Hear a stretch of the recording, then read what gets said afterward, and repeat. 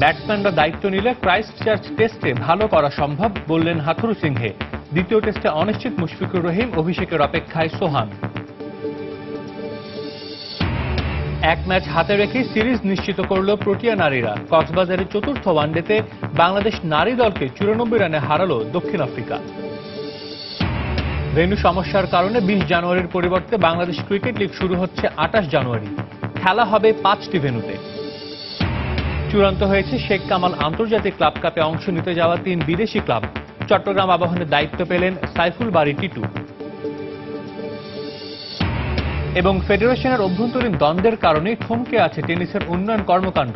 নির্বাচন হয় না এক যুগ।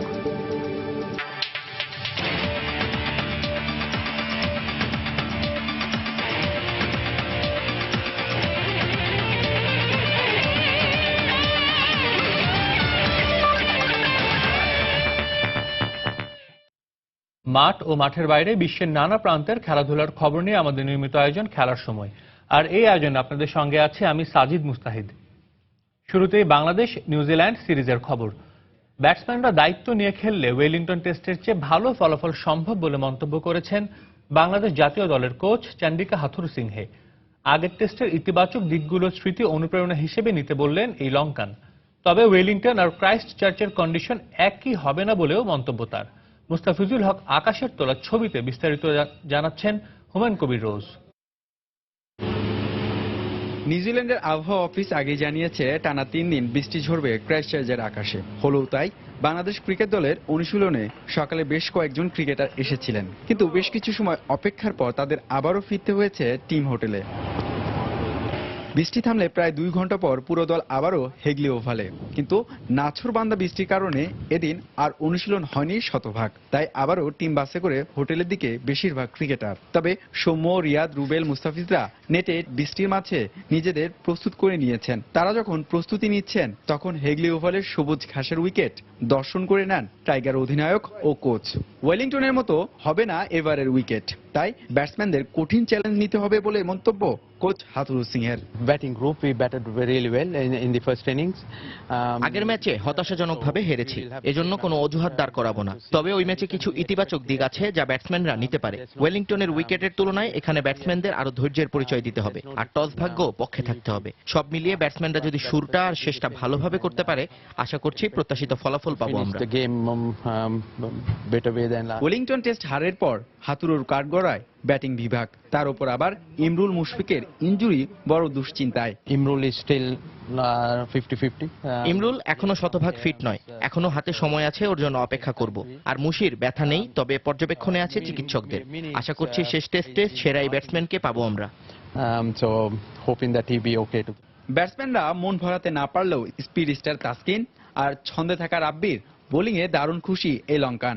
এদিন দেখা গেছে হেগলি ওভালের উইকেটে ঘাস আছে, তাই হাথুরুসিংহে ফাস্ট বোলার রুবেল হোসেনকে শুভাশিসের জায়গায় একাদশে ফেরাতে পারেন বলে আভাস মিলেছে। গতকালের মতো আজও ক্রাইস্টচার্চে ভূমিকম্প অনুভূত হয়েছে। সেই ভূমিকম্পে হেগলি পার্কের উইকেট খুব একটা কাঁপন না ধরলেও কাঁপন ধরার মতো খবর হচ্ছে সিরিজের শেষ টেস্টের উইকেটটি হবে পুরোপুরি পেস বান্ধব। তাই বাংলাদেশের ব্যাটসম্যানদের জন্য এবারও অগ্নি পরীক্ষা। ক্রাইস্টচার্চের হেগলি ওভাল থেকে হুমায়ুন কবির রোজ, সময় সংবাদ, নিউজিল্যান্ড। নয়নাভিরাম সৌন্দর্যে ঘেরা ক্রাইস্টচার্চের হ্যাগলি ওভাল ক্রিকেট স্টেডিয়াম। তবে এই স্টেডিয়াম তৈরি করার ক্ষেত্রে খুব একটা বেশি সময় পায়নি নিউজিল্যান্ড ক্রিকেট বোর্ড। ভূমিকম্পে ক্ষতিগ্রস্ত হবার পরও বিশ্বকাপ আয়োজন করতে গিয়ে দ্রুত সময়ের মধ্যে তৈরি করা হয় এই স্টেডিয়ামটি। হ্যাগলি ওভালের গল্পের বিস্তারিত থাকছে হুমায়ুন কবির রোজের রিপোর্টে। ক্যামেরায় ছিলেন মুস্তাফিজুল হক আকাশ। ক্রাইস্টচার্চের 100 বছরের পুরনো স্টেডিয়াম এমআই স্টেডিয়াম এখানেই ছিল, কিন্তু 2011 সালে ভয়াবহ ভূমিকম্পে সব ধ্বংস হয়ে যায়। তাৎক্ষণিকভাবে তৎকালীন প্রধানমন্ত্রী জন কি সিদ্ধান্ত নেন, পর্যটকদের এদেশে অভয় দিতে হলে আবারও স্টেডিয়াম নির্মাণ করতে হবে, যার ফলে দ্রুতই হেগলি ওভাল নির্মাণ করে তৎকালীন সরকার। এরপর থেকে নিয়মিতই এখানে পর্যটকদের আসার জন্য নিয়মিত আয়োজন করা হচ্ছে আন্তর্জাতিক ম্যাচ। হ্যাঁ, এমন ঘটনার মধ্য দিয়েই জন্ম হেগলি ওভালের এই ক্রিকেট ক্যানভাসের। ক্রাইস্টচার্চে ভূমিকম্প স্থানীয়দের নিত্যদিনের সঙ্গী, তাই পর্যটকদের ক্রাইস্টচার্চ শহর অভয় করে কাপের উদ্বোধনী অনুষ্ঠান এখানে আয়োজন করে ক্রিকেট নিউজিল্যান্ড। তারপর থেকে নিয়মিত হচ্ছে কিউইদের হোম সিরিজের কোনো না কোনো ম্যাচ। ফ্লাইট লাইট নেই, সব হয় ডে ম্যাচ। নেই গ্যালারি, শুধু স্যার রিচার্ড হ্যাডলি সম্মানে একটি প্যাভিলিয়ন আছে মাত্র। 18,000 দর্শক ধারণ ক্ষমতার এই মাঠে দর্শক মূলত হ্যাগলি ওভালের উইকেটের বৈচিত্র্যময় গতি উপভোগ করতেই আসেন। এই তো কিছুদিন আগেই হেগলি ওভালে পাকিস্তানের মতো শক্তিশালী টেস্ট দল নিউজিল্যান্ডের কাছে টেস্ট হেরেছে মাত্র 2.5 দিনে। ক্রাইস্টচার্চের যে ট্র্যাডিশনাল উইকেট সেটা থেকে নিউজিল্যান্ড বেরিয়ে আসবে এবং ক্রাইস্টচার্চের উইকেট সম্পর্কে আমরা সবাই জানি, মেঘলা আকাশ, তো এখানে বোলাররা ন্যাচারালি একটু বাড়তি সুইং পেয়ে থাকেন এবং নিউজিল্যান্ড দলের সুইং বোলারও আছে। So it's going to be a tough match for Bangladesh. আমি আশা করি যে রেজাল্ট যাই হোক, মানে এখানে বাংলাদেশ ডিফারেন্ট কন্ডিশনে ডিফারেন্ট অ্যাটিটিউডে ক্রিকেট খেলবে, যে লড়াই করার মানসিকতা। তবে একেবারে যে হেগলি ওভালের উইকেটে রান নেই তা কিন্তু নয়, তবে গতি, সুইং আর বাউন্স ধৈর্যের সাথে মোকাবেলা করতে পারলে হেগলি ওভালের উইকেটে রান উঠবে হু হু করে। এজন্য আগে ব্যাটিং করলে প্রথম দিনের প্রথম সেশনে কঠিন পরীক্ষায় উত্তীর্ণ হতে হবে বাংলাদেশের ব্যাটসম্যানদের। হুমায়ুন কবির রোজ, সময় সংবাদ, নিউজিল্যান্ড। ক্রাইস্টচার্চ টেস্টে খেলা হচ্ছে না টেস্ট অধিনায়ক মুশফিকুর রহিমের। টিম ম্যানেজমেন্টের পক্ষ থেকে আনুষ্ঠানিকভাবে এখনো কিছু জানানো না হলেও বিভিন্ন সূত্রের খবর, আঙুলের ইনজুরি থেকে সেরে উঠতে মুশফিকের অন্তত 2 সপ্তাহ সময় লাগবে। সেক্ষেত্রে শুধু ব্যাটসম্যান হিসেবে অধিনায়কের খেলা অনিশ্চিত। ম্যাচের শেষ দিনে টিম সাউদির বলে মাথায় আঘাত পেলেও মুশফিককে ভোগাচ্ছে ডান হাতের বুড়ো আঙুলের ইনজুরি। দলের ফিজিও জানিয়েছেন তার আঙুলে হেয়ারলাইন ক্র্যাক ধরা পড়েছে, যা একেবারেই নতুন। আঙুলে ব্যথা থাকায় কিপিং তো বটেই, ব্যাটিং করাও বেশ দুরূহ। তাই ক্রাইস্টচার্চে মুশফিকের খেলার সম্ভাবনা নেই বললেই চলে। সেক্ষেত্রে টেস্ট অভিষেক হতে পারে উইকেটরক্ষক ব্যাটসম্যান নুরুল হাসান সোহানের। এছাড়া মাথার পেছনে আঘাতের জন্য 2 থেকে 3 সপ্তাহ ক্রিকেট থেকে বাইরে থাকার পরামর্শ দিয়েছেন চিকিৎসকরা।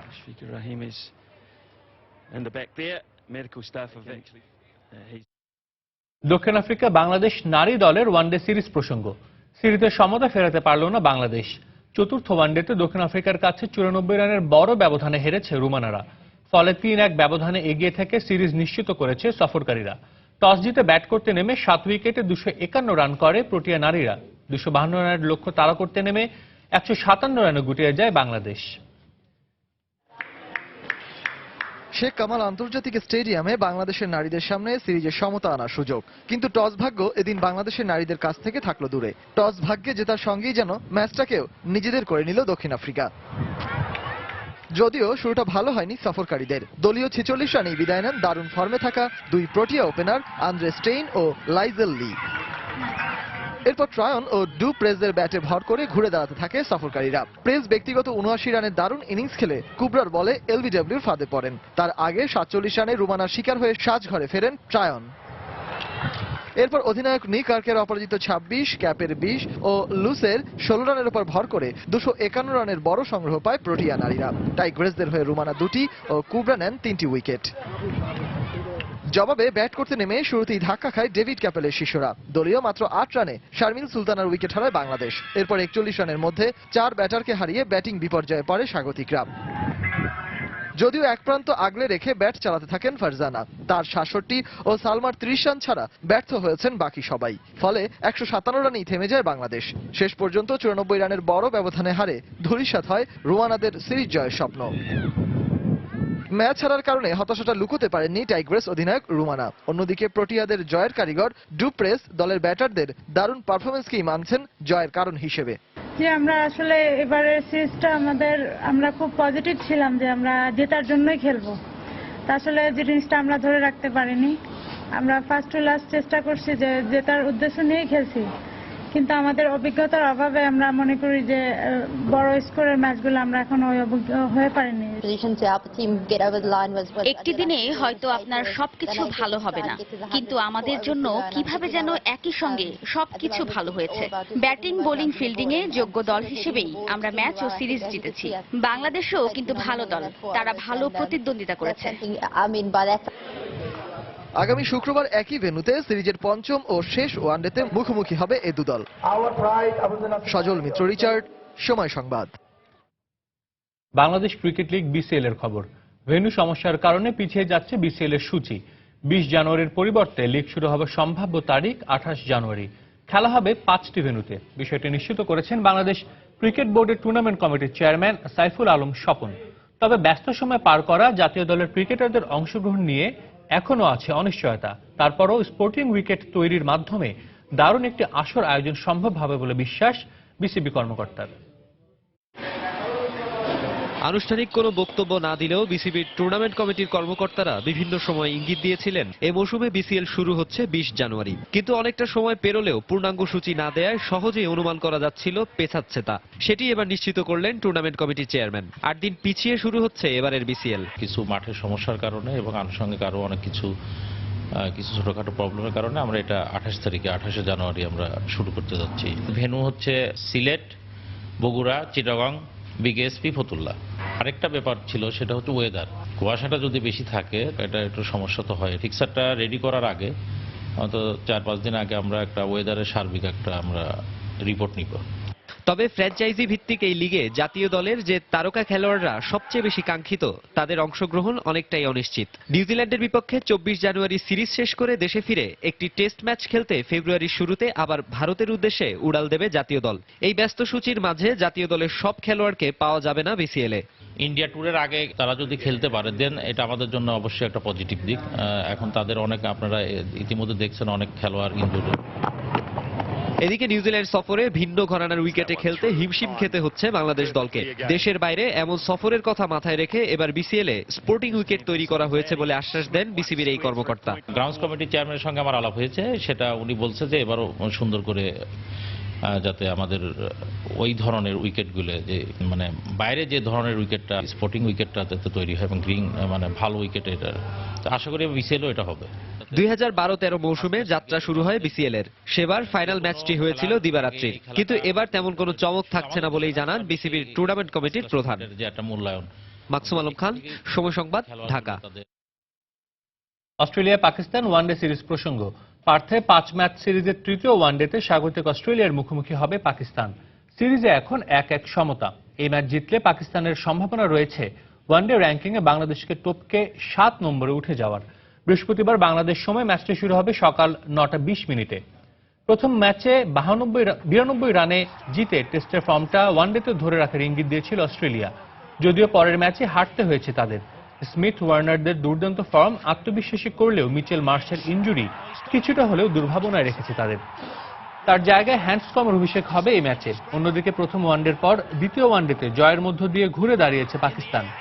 তবে মায়ের অসুস্থতার কারণে মোহাম্মদ ইরফান দেশে ফিরে যাবার পর উইকেটরক্ষক ব্যাটসম্যান মোহাম্মদ সরফরাজও একই কারণে সিরিজে খেলছেন না। তার জায়গায় উইকেটের পেছনে দাঁড়াবেন মোহাম্মদ রিজওয়ান। ইনজুরিতে পড়া নিয়মিত অধিনায়ক আজহার আলী খেলবেন কিনা তা জানতে ম্যাচের আগ মুহূর্ত পর্যন্ত অপেক্ষা করতে হবে পাকিস্তানকে।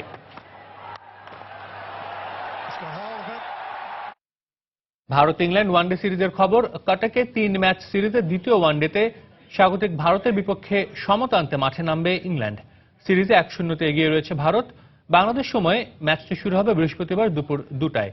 প্রথম ওয়ানডেতে 350 রানের লক্ষ্য তাড়া করে জয় পেয়েছে ভারত, যেটি ভারতের ওয়ানডে ক্রিকেটের ইতিহাসে দ্বিতীয় সর্বোচ্চ রান তাড়া করে জয়ের রেকর্ড। এছাড়া বিরাট কোহলি আনুষ্ঠানিকভাবে অধিনায়কের দায়িত্ব পাওয়ার পর ছিল এটি প্রথম ম্যাচ।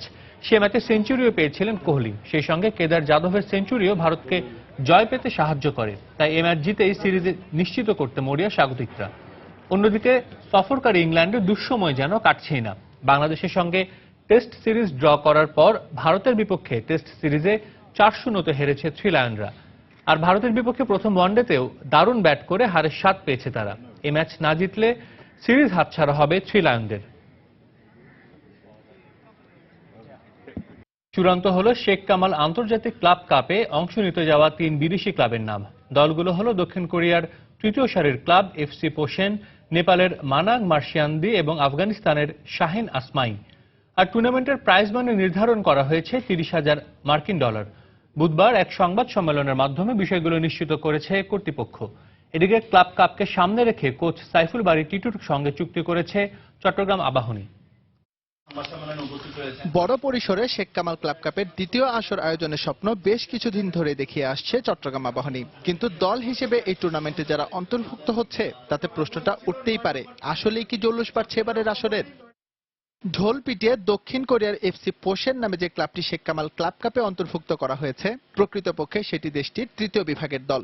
আর নেপালের মানাং মার্শিয়াংদি এবং গেলোবার অংশ নেওয়া আফগানিস্তানের শাহিন আজমায়ের মানটাও সবারই জানা। এছাড়াও বিদেশি 5 ক্লাবের বাকি 2টি আসবে কম্বোডিয়া কিংবা মালদ্বীপ থেকে, সেখানেও নেই চমকপ্রদ কোনো খবর। 4টা ক্লাবের কনফার্মেশন এসেছে, যেটা হচ্ছে কোরিয়ান ফুটবল অ্যাসোসিয়েশন থেকে এসেছে পোচেন সিটিজেন ক্লাব, সেকেন্ড হচ্ছে আফগানিস্তানের ফুটবল ক্লাব শাহিন আসমির এফসি, ওরা হচ্ছে আফগানিস্তানের লিগ চ্যাম্পিয়ন। কম্বোডিয়া থেকে কনফার্ম করেছে, ক্লাবের নামটা এখনো হাতে পায়নি। আর নেপালের অলরেডি আমাদেরকে কনফার্ম করেছে মানাং মার্শিয়াদি। এবার নজর দেওয়া যাক দেশের ক্লাবগুলোর দিকে। বিপিএল চ্যাম্পিয়ন হিসেবে ঢাকা আর স্বাগতিক হিসেবে খেলবে চট্টগ্রাম আবাহনী। তবে শুধুমাত্র নামের ভারে এবারের প্রিমিয়ার লিগের 10 নম্বর দল মোহামেডান স্পোর্টিং ক্লাব সুযোগ পাচ্ছে অংশ নেয়ার। এরপরও যদি বলা হয় বড় পরিসরে আয়োজিত হবে শেখ কামাল ক্লাব কাপ, তাহলে বিষয়টি হাস্যকরই বটে। সাউথ এশিয়া থেকে এবার এশিয়াতে আমরা পদার্পণ করছি, যে কম্বোডিয়া, কোরিয়া, এসব টিমগুলো আমাদের মাঝে আসছে। তাহলে আমরা আরো একটা জমজমাট আয়োজন আমরা করতে চাই। ক্লাবগুলোর মানের দিকে মনোযোগ না দিলেও কর্তৃপক্ষের কিছুটা সুনজর পেয়েছে প্রাইজ মানি। $25,000 থেকে 5,000 বেড়েছে চ্যাম্পিয়ন দলের জন্য। এছাড়াও বিদেশি ফুটবলারের কোটা বাড়িয়ে এবার করা হয়েছে 5 জন। এসএম ইকবাল, সময় সংবাদ, ঢাকা। খেলার সময় আরও থাকছে। কিছুক্ষণ পর কোপা দেল রের কোয়ার্টার ফাইনালে সেল্টা ভিগোর মুখোমুখি হবে রিয়াল মাদ্রিদ। এফএ কাপের তৃতীয় রাউন্ডে লিভারপুলের প্রতিপক্ষ প্লাইমাউথ আর জাইল।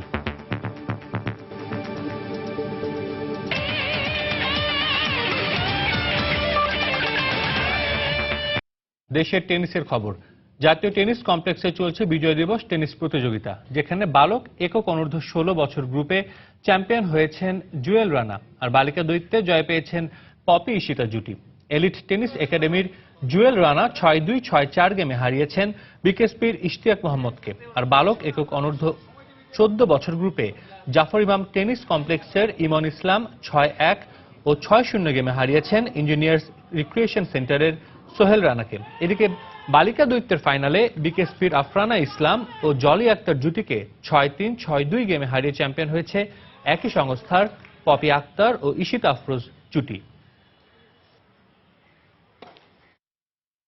টেনিসের আরো খবর। ফেডারেশনের অভ্যন্তরীণ দ্বন্দ্বের কারণেই থমকে আছে টেনিসের উন্নয়নমূলক কর্মকাণ্ড। প্রায় 1 যুগের বেশি সময় ধরে নির্বাচন হচ্ছে না টেনিস ফেডারেশনে।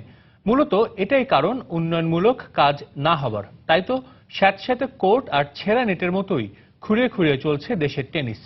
আর এজন্য পরস্পরকে দুষলেন ফেডারেশন কর্তারা। মাহবুব রিমনের প্রতিবেদন। টুর্নামেন্ট শেষ হয়, আবার শুরু হয় নতুন করে টুর্নামেন্ট, কিন্তু পরিবর্তন আসে না ঢাকার রমনাস্থ জাতীয় টেনিস কোর্টের চিত্রে। ছেঁড়া নেট আর এবড়ো থেবড়ো কোর্টের মধ্যেই ইনজুরির সংখ্যা নিয়ে বিভিন্ন প্রতিযোগিতায় অংশ নিচ্ছেন দেশি বিদেশি প্রতিযোগীরা। দেখভাল করার দায়িত্বে থাকা ফেডারেশনের হালটাও যেন টেনিস কোর্টের মতোই। 2004 সালে হয়েছিল সবশেষ নির্বাচন, এরপর কেটে গেছে 1 যুগেরও বেশি সময়। মাঝে দায়িত্ব নিয়ে কাজ করেছে ভিন্ন ভিন্ন 3টি অ্যাডহক কমিটি। গত বছর সেপ্টেম্বরে মেয়াদ শেষ হয়েছিল বর্তমান অ্যাডহক কমিটির। এরপর ফেডারেশন উদ্যোগ নেয় নির্বাচনের, কিন্তু ফেডারেশনের সহসভাপতি ফজলে খান রাব্বির করা রিটের প্রেক্ষিতে নির্বাচন স্থগিত করে রুল জারি করেন মহামান্য হাইকোর্ট। 2013 সালের এনএসসির গঠনতন্ত্রেই বলা আছে যে যারা ক্লাব লেভেলের টুর্নামেন্ট খেলবে বা কোনো টুর্নামেন্টে খেলবে সেই সব প্লেয়াররা আপনার নির্বাচনে অংশগ্রহণ করতে পারবে না। তাহলে বাকি দুইজন তারা ওই ক্লাব লেভেলে বা নির্বাচন প্লেয়ারে অংশগ্রহণ করছে, তারা তো আমার যোগ্যই না। টেনিস কোর্টের সবশেষ উন্নয়নমূলক কাজ হয়েছিল সেটাও 2004 সালে। অ্যাডহক কমিটির সাধারণ সম্পাদক উন্নয়নের ক্ষেত্রে সবচেয়ে বড় বাধা মানছেন আমলাতান্ত্রিক জটিলতাকে। এইটা জাতীয় ক্রীড়া পরিষদ থেকে যাবে যুব ক্রীড়া মন্ত্রণালয়। ওখানে যদি প্রকল্পে কোনো ধরনের সংশোধন, পরিমার্জন, পরিবর্ধনের প্রয়োজন হয়, তারা সেখান থেকে বলবে। টেনিস ফেডারেশনের অভ্যন্তরীণ দ্বন্দ্বের খেসারত দিচ্ছেন খেলোয়াড়রা, আর তাই নতুন নতুন করে তৈরি হচ্ছে না অমল, বিপ্লব, জামিলদের মতো আন্তর্জাতিক মানের তারকারা। তাই তো শীঘ্রই এই অবস্থার উত্তরণ চান খেলোয়াড় থেকে শুরু করে সংশ্লিষ্ট সবাই। মাহবুব রিমন, সময় সংবাদ, ঢাকা। 26তম জাতীয় যুব হকি প্রতিযোগিতায় জয়পুরহাট 4-1 গোলে হারিয়েছে কুমিল্লা জেলা দলকে। আরেক ম্যাচে চট্টগ্রাম জেলাকে 12-0 গোলে হারিয়েছে বিকেএসপি। দিনের শুরুর ম্যাচে জয়পুরহাট মুখোমুখি হয় কুমিল্লার। ম্যাচের 13 মিনিটে রাসেল ও 19 মিনিটে মানিকের করা ফিল্ড গোলে প্রথমার্ধ 2-0 গোলের লিড নেয় জয়পুরহাট। এর মাঝে 9 মিনিটে কুমিল্লার পক্ষে একমাত্র গোলটি করেন সাগর হোসেন। দ্বিতীয়ার্ধের শুরুতে দুদলই গোলহীন ছিল, তবে ম্যাচের একদম শেষ মুহূর্তে মাসুম রেজার জোড়া গোলে শেষ পর্যন্ত 4-1 গোলের জয় নিয়ে মাঠ ছাড়ে জয়পুরহাট। এদিকে দিনের আরেক ম্যাচে বিকেএসপির বিপক্ষে মাঠে নামে চট্টগ্রাম বিভাগ। শুরু থেকে গোল উৎসবে মেতে ওঠে বিকেএসপি। দলের পক্ষে সোহানুর রহমান ম্যাচে প্রথম মিনিটে পেনাল্টি কর্নার থেকে গোল করে এর সূচনা করেন। এরপর 8, 14 ও 33 মিনিটে গোল করে হ্যাট্রিক পূর্ণ করেন তিনি। দলের আরেক সদস্য আরশাদ 3টি গোল করেন ম্যাচের 19, 58 ও 69 মিনিটে। এছাড়া রাজীব দাস 2টি এবং মহসিন খলিল এবং রকিবুল করেন 1টি করে গোল। শেষ পর্যন্ত 12-0 গোলের বিশাল জয় নিয়ে মাঠ ছাড়ে বিকেএসপি।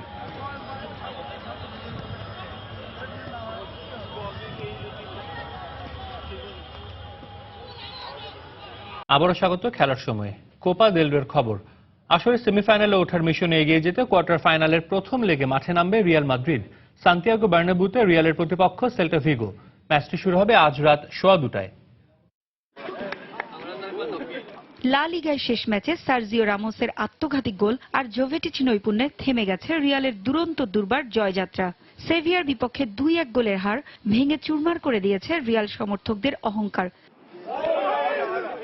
রিয়ালের যে কোনো বিপর্যয়ে শেষ মুহূর্তে গোল করে হিরো বনে যাওয়ার ইতিহাস আছে রামোসের, কিন্তু সেই রামোসেই শেষ ম্যাচে সর্বনাশ ডেকে এনেছে মাদ্রিদিস্তানদের। আর সেভিয়ার কাছে হারে শেষ হয়েছে টানা 40 ম্যাচ অপরাজিত থাকার যাত্রা। হারকে জয় করেই আবার নতুন শুরুর শপথ জিদানের দলের। এবার mission quarter final. Copa del রের গেল আসরটা ভালো যায়নি, এবার তো আর তা হতে দিতে পারেন না জিজু। চ্যাম্পিয়ন্স লিগ ও লা লিগার মতো এবার এ আসরে দুর্দান্ত লড়ছে Real Madrid.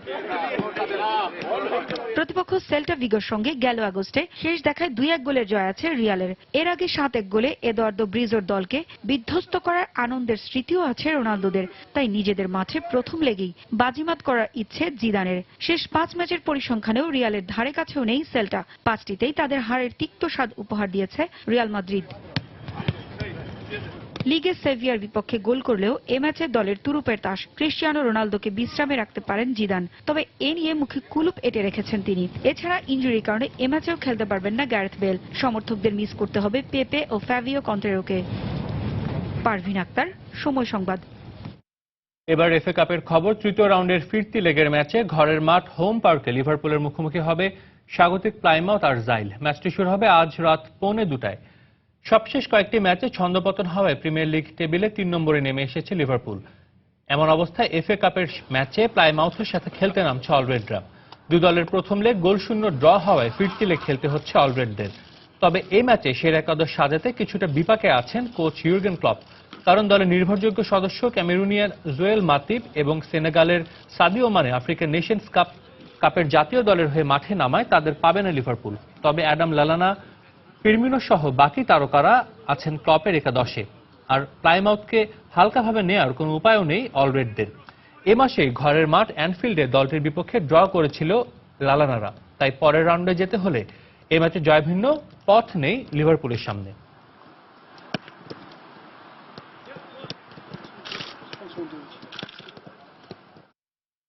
Italian giant নাপোলির league শিরোপা জয়ের 30 বছর পূর্তি অনুষ্ঠান উপলক্ষে ইতালির নেপলসে হাজির হয়েছিলেন ক্লাবটির সাবেক কিংবদন্তি আর্জেন্টাইন ফুটবলার দিয়েগো ম্যারাডোনা।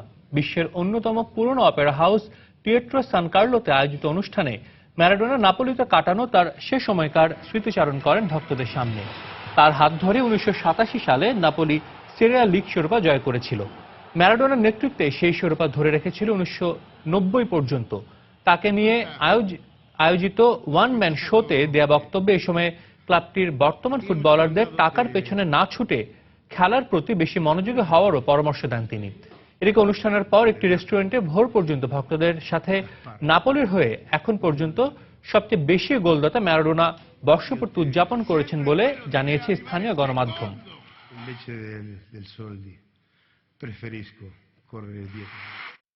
বড় অঙ্কের ট্রান্সফার ফিতে চাইনিজ লিগে খেলতে ফুটবল তারকাদের যাওয়ার মিছিলে সাংহাই সিনহুয়ার প্রস্তাব প্রত্যাখ্যান করলেন ম্যানচেস্টার সিটি মিডফিল্ডার ইয়ায়া তোরে। আসন্ন গ্রীষ্মে সিটিজেনদের সাথে শেষ হচ্ছে এই আইভোরিয়ানের চুক্তির মেয়াদ। 8 জানুয়ারি ট্রান্সফার উইন্ডোতে চাইনিজ সুপার লিগের ক্লাব থেকে তাকে সাপ্তাহিক 4,30,000 ইউরোর প্রস্তাব দেওয়া হয়, কিন্তু 1 জানুয়ারি থেকে নতুন চুক্তি করার ব্যাপারে মুক্ত থাকলেও ইংলিশদের সাথে ক্যারিয়ারের বাকি সময় পার করবেন বলেই হয়তো এমন বড় অঙ্কের প্রস্তাব ফিরিয়ে দিলেন 33 বছর বয়সী তোরে। এর আগে চলতি মৌসুমের শুরুতে গার্দিওলার স্কোয়াড থেকে এক প্রকার নির্বাসিত ছিলেন তিনি, যদিও গত বছরের নভেম্বরে আবারও তাকে দলভুক্ত করেন কোচ। সে সময় থেকে এখনো মূল একাদশে খেলে যাচ্ছেন তোরে।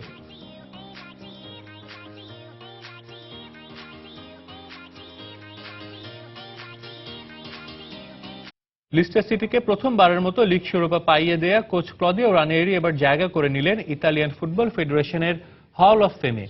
তিনি ইংলিশ প্রিমিয়ার লিগ জেতানো যে কোনো দলের তৃতীয় ইতালিয়ান ম্যানেজার। 2015-16 মৌসুমে লিস্টার সিটিকে প্রথমবারের মতো লিগ শিরোপার স্বাদ পাইয়ে দেন রানিয়েরি। যদিও এবারের মৌসুম একদমই ভালো যাচ্ছে না রানিয়েরির দলের, তবুও প্রথমবারের মতো অপেক্ষাকৃত দুর্বল দলকে শিরোপা পাইয়ে দেওয়ার কারণেই ইতালিয়ান ফুটবল ফেডারেশন তাকে ঠাঁই করে দিয়েছে হল অফ ফেমের তালিকায়। 65 বছর বয়সী এই কোচের সাথে এই তালিকায় আরও আছেন সাবেক চেলসি ম্যানেজার কার্লো অ্যাঞ্চেলোত্তি ও সাবেক ম্যানচেস্টার সিটি বস রবার্তো মানচিনি।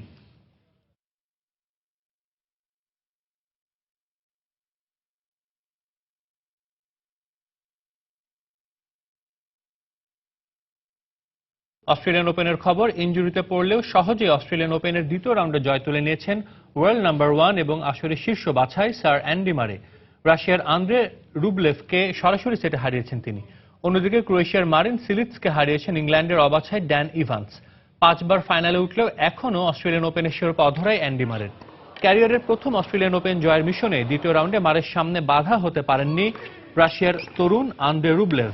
মাত্র 1 ঘন্টা 37 মিনিটে সরাসরি সেটে জয় তুলে নেন বর্তমান র্যাঙ্কিং সেরা তারকা। 6-3, 6-0 ও 6-2 গেমে জয় পান মারে। যদিও তৃতীয় সেটে গোড়ালির চোটে পড়েছিলেন তিনি, তবে সেই চোট তেমন গুরুতর ছিল না। অন্যদিকে আরেক ম্যাচে চমক দিয়েছেন ইংল্যান্ডের অবাছাই ড্যান ইভান্স। দ্বিতীয় রাউন্ডে মারিন সিলিৎসের বিপক্ষে প্রথম সেট হারলেও পরের 3 সেটে জয় তুলে নিয়ে তৃতীয় রাউন্ড নিশ্চিত করেছেন ইভান্স।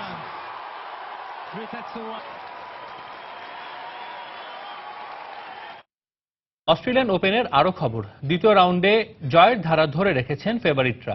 তৃতীয় রাউন্ডে উঠেছেন Angelique Kerber, Venus Williams, Roger Federer ও স্তানিস্লাস ওয়াভরিঙ্কা। নিজের 29তম জন্মদিনটা স্মরণীয় করে রাখলেন র্যাঙ্কিংয়ের 1 নম্বর তারকা অ্যাঞ্জেলিক কেরবার। অস্ট্রেলিয়ান ওপেনের দ্বিতীয় রাউন্ডে 2 জার্মান কেরবার ও কেরিনার লড়াই নিয়ে আগ্রহের কমতি ছিল না সমর্থকদের, তবে লড়াইটা তীব্র প্রতিদ্বন্দ্বিতার রূপ নিতে দেননি কেরবার। 6-2, 7-6 ও 6-2 গেমে জিতে তৃতীয় রাউন্ডে উঠে যান এই বার্থডে গার্ল। আরেক ম্যাচে 7 বারের গ্র্যান্ড স্ল্যাম জয়ী ভেনাসের সামনে পাত্তায় পাননি সুইজারল্যান্ডের স্টেফানে ভোগলে। 6-3, 6-2 সেটের সরাসরি জয় পেয়েছেন যুক্তরাষ্ট্রের এই টেনিস তারকা। পুরুষদের এককেও জয় পেয়েছেন সুইস তারকা রজার ফেদেরার। যুক্তরাষ্ট্রের স্বদেশী স্তানিস্লাস ওয়াভরিঙ্কার কাছে 6। নড়াইলে সপ্তাহব্যাপী সুলতান মেলার 4র্থ দিনে নারীদের প্রীতি হ্যান্ডবল ও কাবাডি খেলা অনুষ্ঠিত হয়েছে।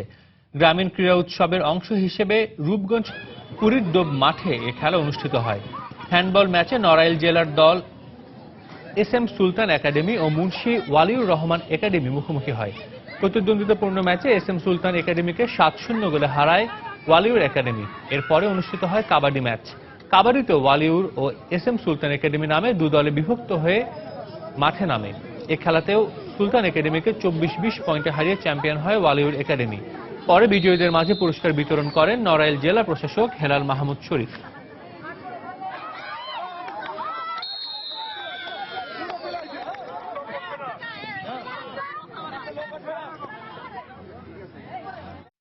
বান্দরবানে অনুষ্ঠিত হল ইলিয়াস স্মৃতি ফুটবল টুর্নামেন্টের ফাইনাল। বুধবার বিকেলে সাঙ্গু নদীর চরে টুর্নামেন্টের ফাইনাল খেলা অনুষ্ঠিত হয়। 8 দলের অংশগ্রহণে অনুষ্ঠিত এই টুর্নামেন্টের ফাইনালে মুখোমুখি হয় কিংস অফ বনরূপা এবং পিউ একাদশ বান্দরবান ক্লাব। অনেকটা একপেশে ফাইনালে পিউ একাদশকে 3-0 গোলে হারিয়ে চ্যাম্পিয়ন হয়েছে কিংস অফ বনরূপা। ম্যাচ সেরা হয়েছেন চ্যাম্পিয়ন দলের ফুটবলার মোহাম্মদ জাফর।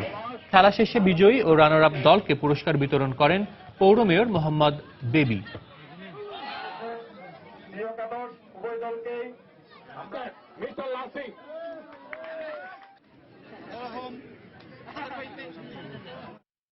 খেলার সময়ের শীর্ষ সংবাদ জানিয়ে দিচ্ছে আরেকবার।